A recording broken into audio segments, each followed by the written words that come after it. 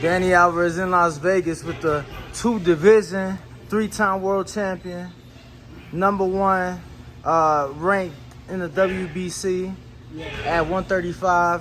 Shakur Stevenson back in camp April 8th. Newark Prudential Center bringing it home once again.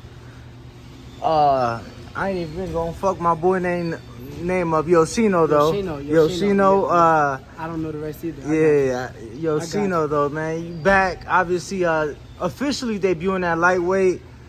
Talk to us, man. How you feeling? Second day in Vegas, or second day in the gym in Vegas. How's camp been, champ? I mean, camp been good. I'm already in shape. I'm already damn near ready to fight already. So I feel good and shit. We just waiting on April 8th. How's the adjustment, would you say, moving up to the 135-pound division? Obviously, we saw you miss weight in the last one and made the official move now to lightweight. But how's that transition been? How have you been adjusting to the move up in weight, and obviously now 3rd division in such a young career? I mean, I really can't tell you because I ain't fight yet. So once I get a fight, I could really tell you how the transition been. But honestly, so far, sparring with bigger fighters and working with bigger fighters, I've been doing that. But I'm comfortable. I'm comfortable where I'm at. Weight should be easy. I apologize to my fans before for not making weight, and I stand on that. Everybody make mistakes. I made mistakes, and I'm correcting all my mistakes and making sure that I'm 100% every fight out. Now, we saw not just Pitbull Cruz, but several others turn down the fight. And it seems like it's kind of been a trend with this card, right? We got Jarrett the co-main. He had issues finding an opponent. Keyshawn on the opener. He said, well, now those issues resolved. But talk to us. How was the process for you? How stressful or how frustrating was it to find an opponent? I'm sure you were anxious to get back in the ring. I mean, it's very frustrating and stressful. When you got fans, they'll talk about somebody that you're fighting, but you signed up to fight the top available opponents, and they said no. Not only did the opponents say no, they managers and promoters also turned down the fight. Oscar De La Hoya said with Zepeda that it wasn't time for him to fight me yet. Pitbull manager went on the internet and said that it wasn't an exciting fight. He said you ain't exciting specifically. Yeah, he said I'm not exciting. What do you think about Sean Gibbons saying that? Seems like a way out for his fighter. Yeah, he just feel like with them other fighters that he named, they more so be in front of him and bang with him, which he got a better chance of landing a lucky shot or trying to win a fight with them. But with me, he just feel as though that my style is different. But he really saying that dude can't beat me. He know that Pitbull can't beat me. Now, you mentioned William Zepeda. Seems like he will be back on that Tank and Ryan undercard. The Tank and Ryan fight officially announced today for April 22nd. Your thoughts on that, first and foremost? It's a good fight. May the best man win. But Zepeda, I can't respect him.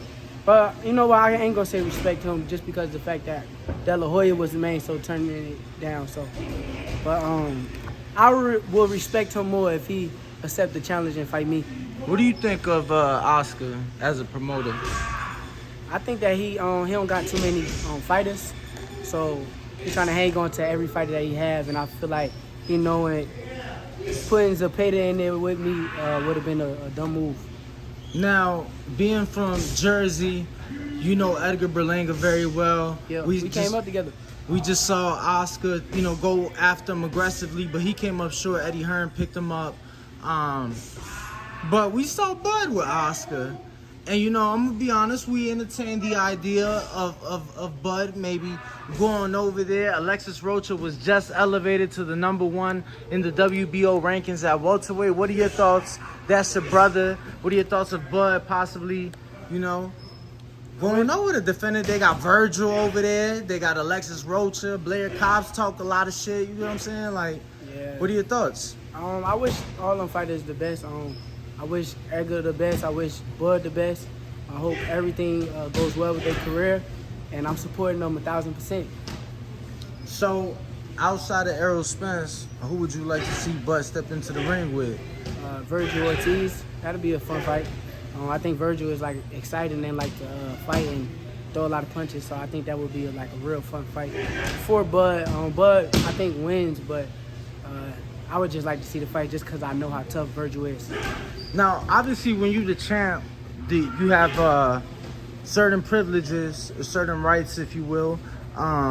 You used one of them. Moving up to 130, you were able to, get in the rankings and obviously fight for that title.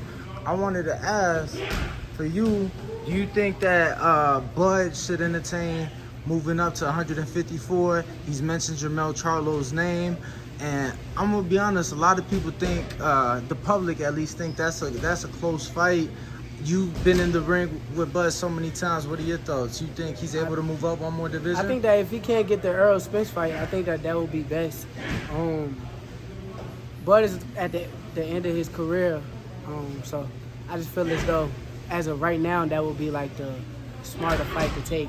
I don't think Bud plan on boxing for too much longer, so I think that if he do move up to 54, it's a lot more available options, I feel like. But maybe them dudes probably don't fight him either, so a lot of people be scared of Terrence Crawford's name and because of how good he is.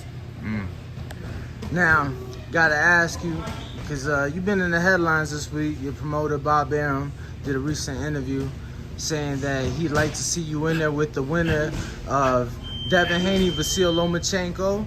And obviously, he says if Devin doesn't move up, but, Bill Haney, his father, says that they're here to stay and defend those belts at 135 pounds. So I'm gonna be honest with you. Before I let you say anything, I think, I'm like, yo, it's too early.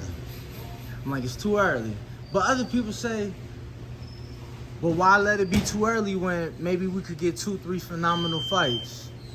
Now, you've made it clear that you plan to be champion before the year's out. Devin's undisputed, obviously, so if he plans to stay there, obviously a fight would line up. Bob just said that, but I'll let you speak and just give your thoughts, champ.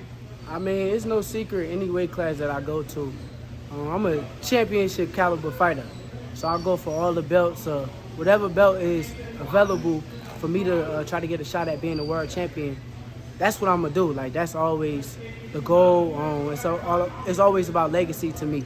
So honestly, after his fight with Lomachenko, if he's willing to stay and I get a shortcut to getting all the belts at once, I'm down with that.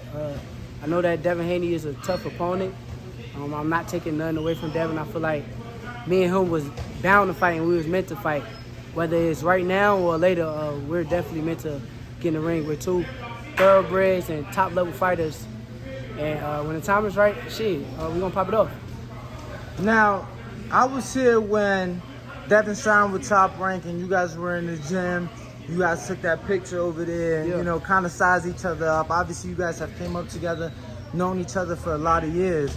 But in my respectful opinion, I felt that after your last fight in Newark, the commentary kind of kept pushing that on you. Did you kind of feel that they kind of steered you in that direction and kind of pitted this fight like you two against each other? Because now it seems like you're talking about it, he's talking about it, or at least his father is saying that they're staying. When I'm gonna be honest, a lot of the world felt that this is a fight we'd see 3, 4, or 5 years down the line.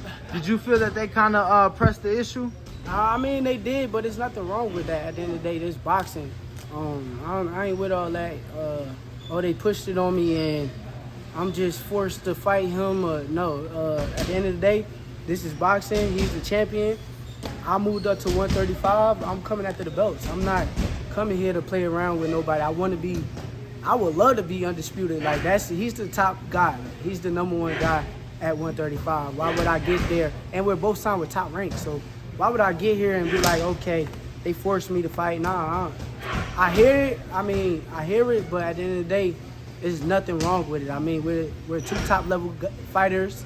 We're the best fighters with Top Rank, and as long as they paying us money, let's get going. Let's get it popping. I feel like I said, Devin is a good fighter. I'm a great fighter, and I can't wait to prove to the world how great I am. Does it matter where to you? Doesn't matter where. I mean, we can come right here to Vegas. I like Vegas. I know he's from Vegas, but Vegas is a boxing city. At the end of the day, I feel like I can have a bunch of fans come out here and show out in Vegas too. So I would love to do it anywhere. We go to New York, Vegas, anywhere you want to go. I would love to get right with Devin, but he is the top guy right now, so that's definitely who I'm going after. I mean, two great American fighters, but I can't help but ask, there's been so much money coming from the Middle East. You know, we've seen, I mean, your belt was fought for in the Middle East before you got it. Jamel fought, defended that belt out there. So would you be opposed to anything outside the country? I mean, if they paying more money. Of course, yeah. If that, I know out of the country they got big money, so shit, they want to pay that money and give us that bag to fight each other, I'm down with that too. Well, obviously, right now in camp for April 8th, first champ, how much you got right here? It looked like, oh man, you about to go raise somebody's house. I mean, this is what I do. I gotta at the end of the day, the world is heavy. Like putting the world on your shoulders, that's heavy. So you gotta be able to withstand the heaviness of this and working out through it. And I do my full workout with this on. And once I'm comfortable with this, I'm not worried about getting in a little wrestling match with some of these bigger guys at 135. So we're going to be fully prepared when it's time to fight. Big fight this weekend. Big fight in my eyes this weekend. ESPN pay-per-view, Jake Paul, Tommy Fury. A couple years ago, I never thought that we'd be seeing Jake on this level, let alone fighting for a ranking. But he took the sport serious and... just want your thoughts on that fight. I like what Jake is doing. Outside of boxing, he's like a real cool dude. So I would never get up here and really say too much bad about him. But I think he knocked Tommy Fury out, and now I want to see him like in the ring with an actual like real boxer. I mean, Tommy a real boxer. This is the first one. This is the first he a real one. boxer? Yeah, of course. For real? Yeah, I mean, I ain't know that. No. I mean, I ain't never really hear about him. I always heard about Tyson Fury. I never really heard about him. Yeah, I mean, where he fight at? He fought for like belts and... No, not even close. He fighting guys that's like 12 and like 47, shit like that. But I want to see him with like, because Jake said to me one day, he said that he gonna win a world title. So if he gonna win a world title, I want to see him in with like a world. It's like his caliber. sixth fight though. For sure, I understand. But I'm just saying, as far as to really test himself. Me and him talking. Yeah, that's what I heard him say. So I would love to see him in the ring with like a world caliber fighter instead of dudes that I really don't know. For sure. So you believe he wins. Couple great fights coming up. Tony Harrison, Tim Tszyu. I'm super excited for that one. Tony Harrison gonna beat him. I think as long as he don't get caught, he should beat him. I don't think that Tim dude is that good. Do you think that it goes a distance, or you think we see the old Tony? Because we saw him look sharp in his last fight. We saw Tim get dropped by Terrell Gausha.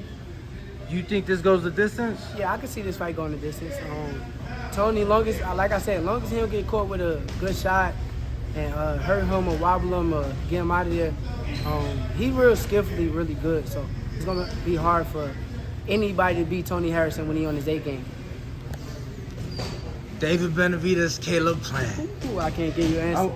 I want to say we are a month from tomorrow. I can't wait. Been talking about it. The fans win. The fans win. I think that's a hell of a fight. I think that's the best fight coming up in boxing right now. If I'm being realistic, a lot of people would say Tank and Ryan, but I'm just saying, like, far as like accomplishments and on a boxing platform, I feel like David Benavidez and Caleb Plant is the best fight coming up. Now I know you're here for camp and not distractions are going out, but is that a fight that you have to attend since you're already in town? It's a big fight you can't miss. Oh yeah, for sure. I'm definitely gonna probably be in the building. I would love to see that live, but I'll be watching certain fights on TV, and I think I'll get like a better view sometimes of the fights rather than being in the crowd where it's like it's a lot going on. Oh yeah, I think the view on TV definitely better. I just Bro, that atmosphere. Yeah, the atmosphere The is atmosphere. just crazy because it's a big fight. Yeah, like in Atlanta, when you and Jamel fought, I thought it was dope. They had the old school and the new school walking y'all out. That atmosphere was dope. So but the view definitely better on But TV. the difference is, in those competitive fights, I would rather be right there in front of a TV screen just to make sure I'm scoring it correctly. That way, I don't get nothing wrong. Sometimes it's hard to score when you're sitting right there at in the venue, and I'm telling you, it'd be like so much going on in the crowd. Bright Somebody lights, start fighting, yeah. or something else going on, and you'll easily get distracted with the fight. Speaking of fights, I saw you make the trip to New York to support Richardson Hitchens. Phenomenal performance. I made the trip down there and I got to see him in camp, and it's clear he got the best southpaw sparring he could have for that fight. Just talk to us about that performance. I mean, honestly, if I'm being real with you, I don't mean to give myself too much credit. I ain't trying to get full of myself or nothing like that, but I think it's several fighters that done came down and like did training camps with us, and they fights and they look spectacular. I saw Ray Savage, I want to say his last fight, he did a whole training camp with us and then went in there and knocked the African out. So Africa, he just did what Africa already was going to do, but coming down with us, I feel like it turned him up more just because he got the elite level sparring in front of him. He got somebody that's gonna make him think. So I thought it was a beautiful performance. I think that's the best Africa look. So composed, very disciplined. I honestly feel if Africa stayed confident how he has been, it's gonna be hard for anybody to beat him. Would you rate his performance? I said A. I think that was an A performance. He controlled the distance with his jab. Only thing he didn't do was stop him, and I feel like that was more so. I know John Bowser. John Bowser got a lot of heart, and I know his father. They both got a lot of heart, so I think that was more so like the corner and the fighter avoiding getting stopped rather than Africa not stopping them. Yo, I gotta ask you. You were there, but did you catch? Because I know it was early. Did you catch the Dazn Green, New Jersey's own? She looked spectacular. Did you happen to see her fight? Nah, I actually wasn't even gonna go to the fight. Oh, I just happened to be cause I had a meeting or something going on. You announced your fight, if I'm not mistaken. Yeah, I believe. had something else going on, and I left because the garden was 10 minutes away, and I was there early. Okay. I didn't want to be waiting on nobody, so I'm like, fuck it, I'm gonna go catch my brother fight. And I ended up hitting Eddie, and shout out to Eddie Hearns. He got me some tickets and got me right. But I know Shadasia Green. She a beast. I've been in the gym with her plenty of times. I done saw her spar Clarissa, friend Sean. I done seen her in the ring. So you've seen her spar both of them? Yeah, I seen her spar both of them. Now, we just had Clarissa on. I ain't even going. How was the spar with friend Sean? Cause Chad, that's the fight the world, man. Listen look. here, man. I'm not trying to get into none of their beef. I got love for French Sean and Shadasia, so For sure, I'm not trying to get into none of their beef they got going. Two fighters hungry to fight each other. Only thing I will say, it's gonna take a bad motherfucker to beat Clarissa. Like, it's gonna take a bad motherfucker. I don't care who you is. So that's what I will say. For sure. It's damn near impossible. Damn near impossible. I think she's just like one of the greatest fighters I've ever seen as far as female stuff.